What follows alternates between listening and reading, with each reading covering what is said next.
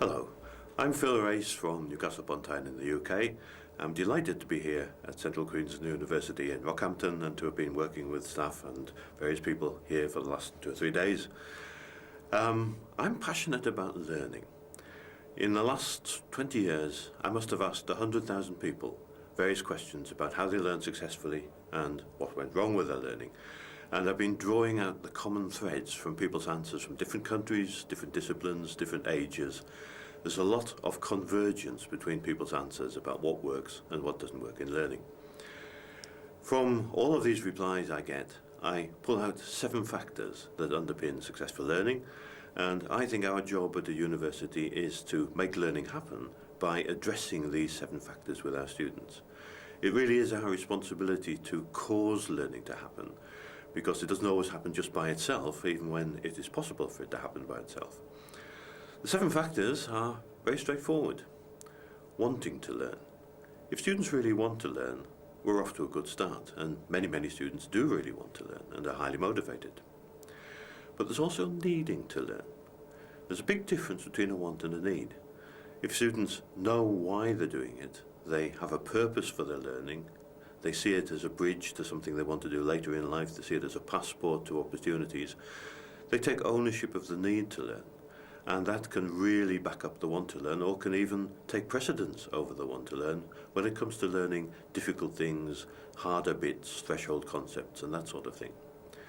So wanting and needing might start it off, but nothing happens until students do something. They've got to act, they've got to practice, they've got to learn from mistakes, they've got to learn from repetition in some things, and very much part of our job is to make sure they're doing, whether they're in lecture theatres on campus, whether they're at a distance, whether they're at home, wherever. We've got to make sure they've got plenty of relevant things to do and get feedback on it. That's the next factor. They need to know how what they do works, how good it is, what they need to do differently next time, and so on. Feedback is critically important for learning, because learning from mistakes, finding out why things are wrong, learning from successes, learning what went really well, depends on getting feedback on how it went and how they can adjust it next time, what they can build on, what they can try to repeat. So, making sense of what they learn is obviously what we want them to do, but we can't do that for them. Getting things inside one's head is something that only the student can do. Feedback helps them to do this. Practice, trial and error, repetition helps them to be more confident in doing this.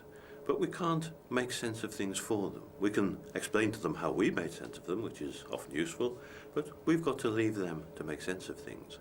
But there's 2 more things we can do that really help making sense to happen. One is to get them talking to each other, talking to us, talking to anyone, communicating what they've learned, explaining it, putting it into words. The act of putting something into words and voicing it is one of the quickest ways of helping students to get their heads around ideas and concepts. They might think they've got it in their head, but until they try to get it out, they don't know whether they've really got it. So helping students have the opportunity to communicate orally where possible with us, with each other, and with anybody else who will listen is a useful thing we can arrange for students. But of course for distance learners, we need to encourage them to talk to other people at their place about what they're learning, just as a way of getting their heads around it. The final factor that I think underpins successful learning, and possibly the most important one, I was alerted to by people from Australia. David Bound, the expert on self and peer assessment, and above all Roy Sadler, who's the expert on formative feedback from Brisbane, they require us to think about getting students to make judgments. If students are self-assessing what they're doing as they're doing it, if they're peer assessing what each other does and applying criteria, that helps them in turn to produce better work, to be producing things that they've thought about and applied criteria to while they were doing it.